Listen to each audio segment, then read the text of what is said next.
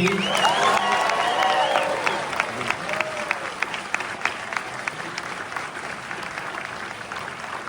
Everybody for coming and staying. The subject of this movie, the reason we're here, Mr. Mark Kerr.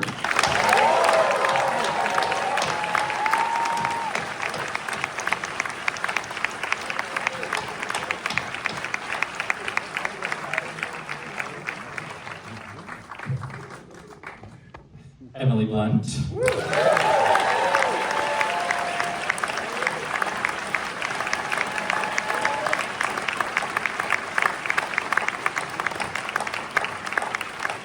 And as you've surely never seen him before, Dwayne Johnson.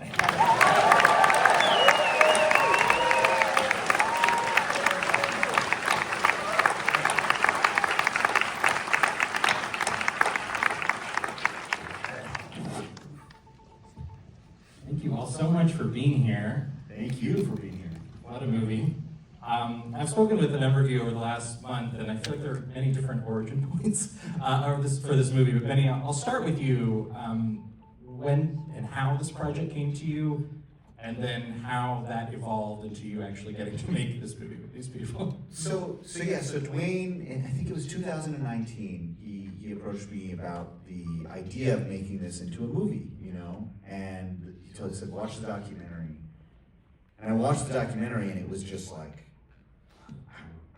he's sitting right here, so I can refer to him. I'll start talking about it in the third person. Yeah, so I was like, oh my God, this is one of the most incredible people I've ever seen. He's so complicated. There's so much going on that like he can be this person in the ring, and then he can be so gentle and soft outside, but then also so flawed, but also so willing to try and explain and understand what he's going through. It was like he was like a psychoanalyst and a fighter at the same time. And I just thought it was such a beautiful thing. And the fact that Dwayne wanted to tell your story told me so much about Dwayne, and what he was willing to kind of explore. And then I knew that there was also just the thing that I kind of fell in love with about you. I knew that Dwayne felt exactly the same way. And it was this kind of unspoken thing that we both wanted to explore. And it just became, and then I guess COVID hits, and I wasn't sure what was going to happen, if Dwayne was going to go make it somewhere else, do whatever. So I found the Nautica sweater. I found this yellow Nautica sweater in a XXL, and it wasn't exactly the same one. It had a blue stripe, but I was like, I have to. So I got it, and I wrote a handwritten letter, and I said, like, Dwayne, I don't know what's going to happen. If I'm involved, amazing. If not, I just want to give you something that maybe you can put it on, and it'll help you become Mark, because that's something, sometimes that's helpful for me. But I wrote it, and it was a mistake to handwrite it, because my handwriting is very bad, and it looks like I'm a psycho. So I'm sure somebody got it and was like, for DJ's safety, let's just put this aside. And so he never got it. I think it lay in the garage. Yeah, exactly. No, by the way, the irony of it, the heartbreak of it is Benny goes through, first of all, we have an amazing meeting. I said, Benny, I have this thing called Smashing Machine. He watches it, he goes, let's make this. Let's make this together. COVID hits. He writes this beautiful, beautiful letter, and with the Nautica sweater that you guys saw in the movie. And then the heartbreak is I never got it. And so I went for years thinking, God, I had such a great meeting with Benny Safdie. Never heard from the guy again. And I ghosted him. And I'm thinking, I can't believe I sent him this really nice letter, and he just ignored it. And I was finally talking to Emily when they were shooting Oppenheimer, and they spoke, and she goes, hey, were you going to do something with Benny? And I said, yes. And she goes, did you ever get the sweater he sent you? No. In the letter he wrote, no. And I guess, things happen in the time and the way that they're meant to. So here we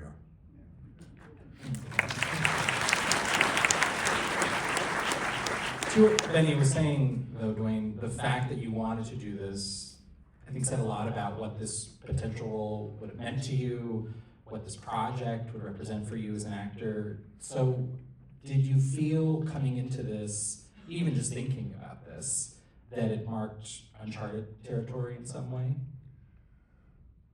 100%, and that was I think the attraction to do something like this, not something like this, but to do this. And for so long, I've been a lucky guy to have had this, I think, really awesome career. I'm so grateful for, been able to make some movies that people liked and some not so much. But I had been waiting for something like this and wanting to not only push myself, but then just really go for it and just be hungry and rip it open. And this is what this represented. And sometimes it's hard for you to see that. You could feel it, and sometimes, we have that little voice behind our ribcage that we gotta listen to and our instinct. But it's not always easy, I think, if you question yourself, it's not always the easiest thing to know what you're capable of. Sometimes it takes people around you who know you, who love you, to say, hey, you can do this. And I believe in you, and hey, let's do it together. And for me, those people, one was Emily, to say that to me, another one was Benny. So it all happened again in the way that it was meant to happen, at the time that it was meant to happen. But I also knew what this film represented. I've known Mark for a long time. I met Mark in the late 90s when he was coming up as the greatest fighter on the planet. And I was running around in a fanny pack and a bad haircut in wrestling. And you looked great, though. I did, right? You looked very cool. Thank you so much. Yeah. Wow, really? Is that right? Never mind. The merry-go-round. That's where that chemistry comes from. Yeah. Anyway, thanks. No, keep No, going. I'm not. Anyway, but I met Mark back then, and so to do something like this, not only did I want to tell Mark's story, and then I wanted to tell it with Benny, of course, who had this incredible vision right away, but also do it with one of my best friends, and someone who I knew was going to push me as an actor. And also, in a way, the movie it represents a lot of things for all of us. But also, it's a love letter, I think, to the men and women out there who get knocked down and are just trying. And sometimes when you're reaching for that big brass ring and you want to go for it, you give everything you got to go for it, it doesn't happen. And you lose, and you lose everything. In Benny's words, he wanted to make a movie where you lose it all, but you know what? It's okay. And everything is going to be okay. And you saw that in the supermarket scene when you see Mark. So, Emily, you, I suppose, get Dwayne involved before you yourself are involved in this movie. But to what Dwayne was saying, there's an incredible chemistry between the two of you. You've worked together before, you're very close friends. When you did sign on, what did that entail to you? Because obviously you have some really intense scenes to play together. I mean, I was so delighted to work with Benny. I had really wanted to do something with him, and I knew that the way he worked in this very spontaneous aliveness, like that his movies have, that it would allow space to create a relationship that was full of complexity. And I think to play someone like Dawn, who is the full weather system, is really exciting for me and challenging. And I think, Mark and Dawn were both very open with me and with DJ, with the life of their relationship. And I found it heart-wrenching, because I think they both were really striving for a happy medium, and it was so elusive for a myriad of reasons. And I think I'd never had the chance to put a relationship on screen that was very much not a movie relationship. It was really representative that someone can be your greatest love and a huge support system, and they can also be your undoing, they can be your tender spot, they can be all of those things. And it felt very true to life. And I was so thrilled to do it with my best buddy, truly, my most enormous friend. And just watch him completely disappear, and just in this immersion was just one of the more moving experiences of my career, of my life, like watching this happen. It was such a dream. I just want to add, in my mind, there was nobody else who could have played the part of Dawn. There's nobody else who could have played the part for Mark either, because there's something specifically with the relationship that we wanted to depict on it. I wanted the whole movie to kind of feel like an emotional reality, virtual reality, where you're there and you're feeling all these things. But I wanted a lot of the arguments to kind of feel very true to something that maybe you have had in your own lives, because when those arguments hurt, or when you really feel a certain level of love and care underneath them, and that they just had such a deep friendship that I knew that when they said something bad, it would hurt, you know. And I think that was just, it was important, because it's like I remember we got in a room together and we just kind of, I said, let's just talk about all the times we've said something and we felt embarrassed about it, and in our own relationships. And I did the same thing with Mark when we first met. I was I called him. So this is funny for me. So Benny and I get on the phone for the first time, and it feels like he has a prepared speech. He's like, I'm Benny Safdie, and I'm gonna make this movie, this smash, and he just stops and he goes, all right, hey, listen, here's what's really going on. And he just drops all his pretense and he digs in, and you know, me not realizing it in the moment, but in order for him to explore all these different emotions in me, he has to be emotionally honest with me too. And so it's this moment, this connection that we have where, you know, we were on the phone, I think, an hour and a half.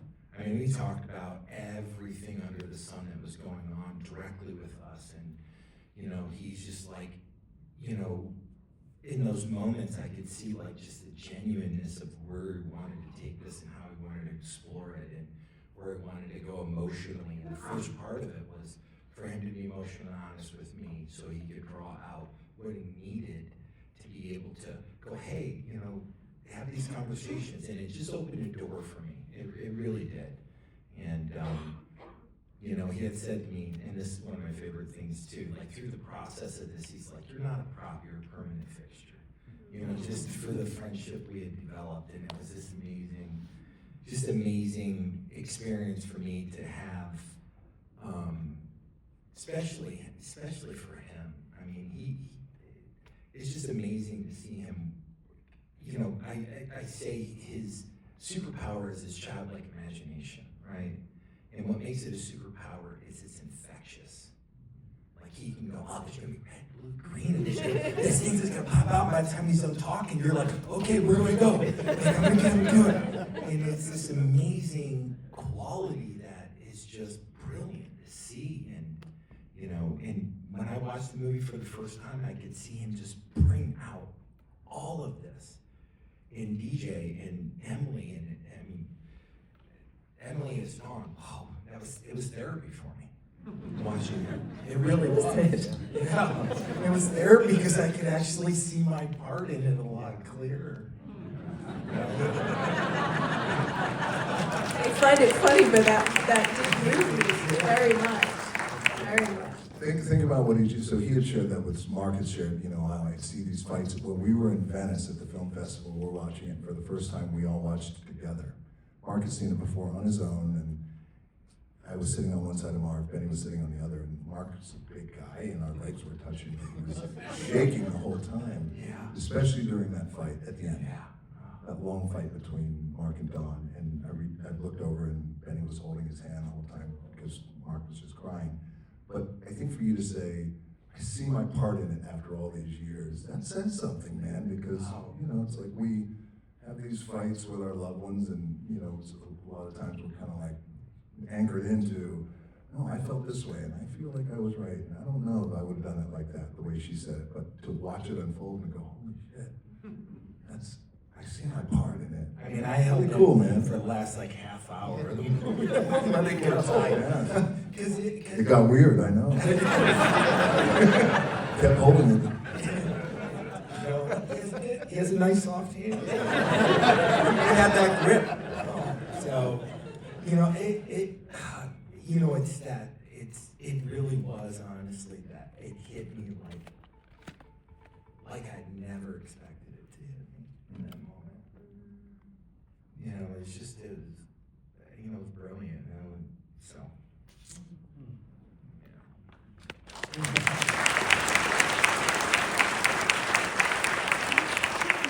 I do feel like, Mark, your review is probably the most important. How close to these guys get? Oh God! So first time I ever saw DJ in prosthetics, and this is just so in Vancouver. It's fight week up there. They bring me up to work with the stunt team to go over some stuff, and at this point I've had multiple conversations with DJ over Zoom and in person, and incredible, like digging and like in this moment, and Doc, what were you thinking here? And he's looking for his nuggets. He's looking for those emotional nuggets. And I turn around in Vancouver, and he's standing behind me, and nobody told me he was going to get prosthetics and my cauliflower ear and all this other stuff. And I just couldn't stop cussing him. I probably forearmed him 4 or 5, like, fuck you, dude, like, seriously. Like, it was me. It was my reflection. It was like, standing there, I'm like, oh my God, like, you're me. But I could see him, but he's me. And then when you add everything in, the layers of my speech pattern, my walk, my hand gestures, it literally sat me back. And when I watched it for the first time with Benny in California, it was like, I was speechless, absolutely speechless. I mean, to the point where him and I cried so much afterward, because he came in after, and so did Emily, and Emily just looked at both of us and said, "You're wet skirts, both of you." we just kept crying. I'm like, oh my God, I know. We're connected now, so. Anyway. And the thing that, like, again, what I find, like, what was so interesting for me was to see kind of DJ and then myself just try to inhabit Mark, and what he represented, to explore our own selves, and then it was like, then it became, okay, well, if we can learn so much, let's see what we can do and translate that to an audience, And then that means you live in moments, stay, breathe in them, really understand it, to hopefully try and get at what it felt like to have to go through some of the stuff that you did. The final fight scene, I'm referring to the fight scene between the two of you, was mentioned. I was scared watching it. I know this is a fiction film. I mean, it has an unbelievable, very rigorous realism. So, Emily, what were the conditions of filming that? And how did you find going there with, as you say, one of your best buddies? I mean, I think we knew that scene was approaching, and you knew it was going to be a beast, and I think we'd worked. I think it was one of the last things we shot in Vancouver as well. So I think we had like a kind of run up to it, and everything that happens before that fight loads the gun for that fight, literally.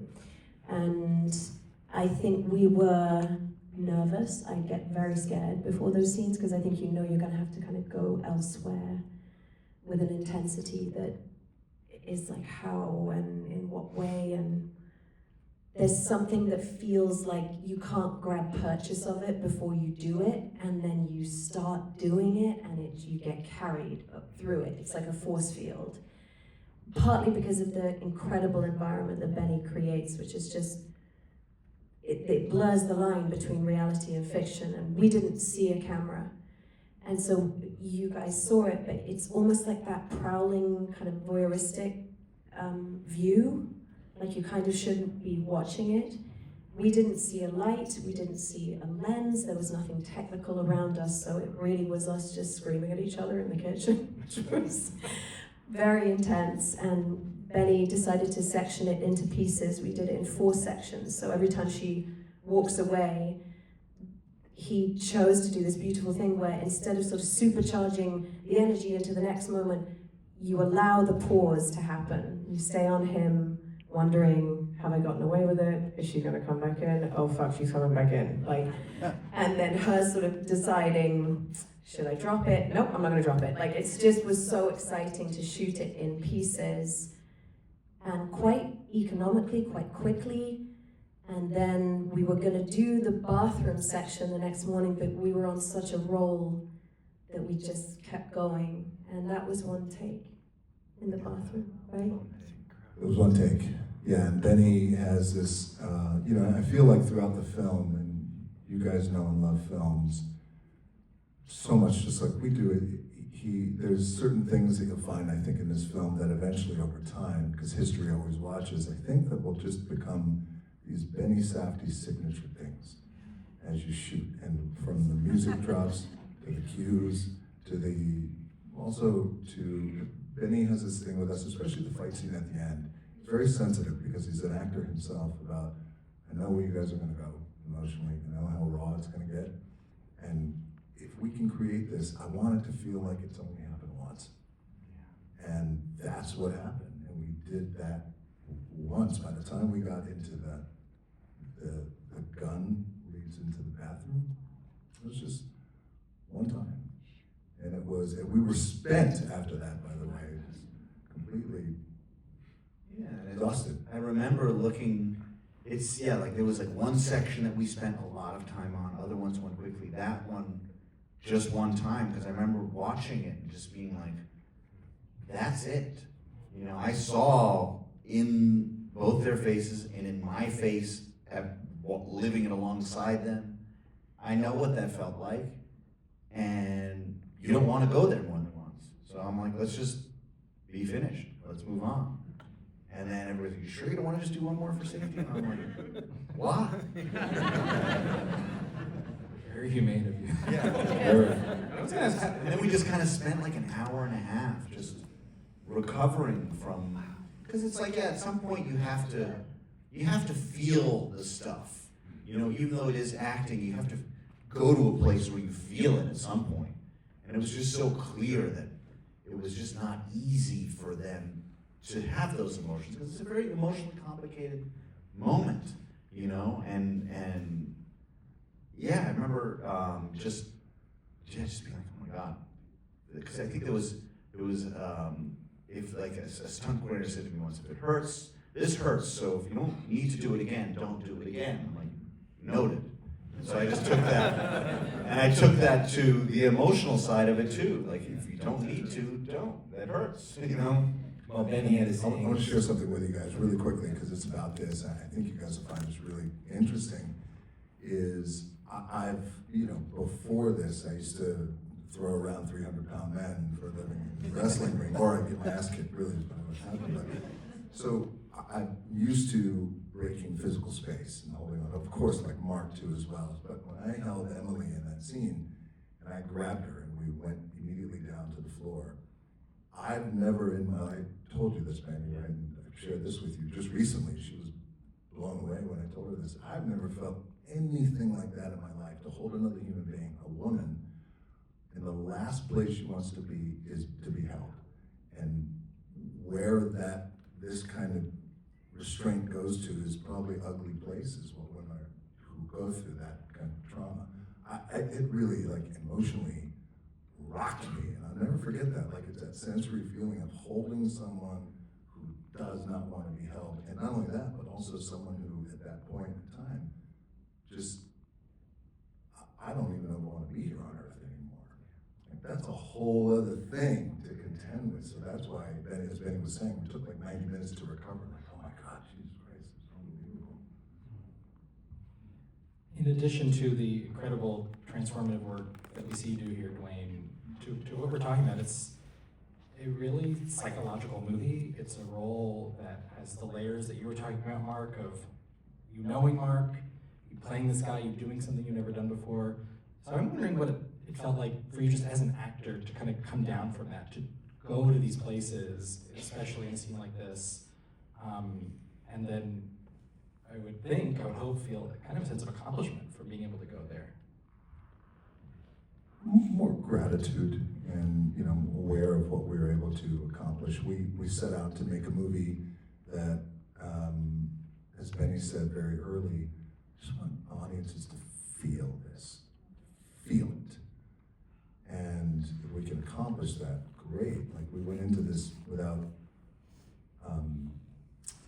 any expectation or attachment to a reaction or a thing or anything like that. So accomplishment, yes, gratitude for sure, and I also feel that, you know, I think for us, the fact that we were able to tell Mark and Don's story, and these are two real people, they're here with us. Mark will tell you, the guy's lucky to be alive. He has an incredible story, as does Dawn. They have a beautiful son named Bryce, and you went through it, and they're still here. You know, movies like this, a lot of times, the subjects, they're not here anymore, and then you make the movie. But the fact that they are here and living proof that you can get knocked down and you go for it all and lose it all, but things are going to be okay. That, I think that was the thing that gave us, you know, great motivation and impetus to make something. But you are proud of yourself too, aren't you? You should be. Humble pie over here. Well, it's just to go back to what you were, just a little bit of what you were saying there, DJ. It's amazing because, like, for me, it was the story of Mark Kerr was the story of, like, somebody accepting who they were and accepting a new point of view on life and trying to understand themselves, you know? And that's something that I think anybody can kind of hopefully relate to, and if they can learn from that, you know, somebody being at the top and then still being able to have that. And that's, as we talked, you know, that element of kind of being able to recover from it and be in such a place where you are right now is so inspiring and just kind of awesome that I was just, let's end with that, you know? I want you to feel good about life. You know, it's like leaving the theater, you know? Yeah, I think it is something you feel watching this movie. We do have to leave it there, and kindly ask, we do have to make quick as that you stay in your seats. But thank you all so much for coming out. Thank you all so much. Thank you guys so much.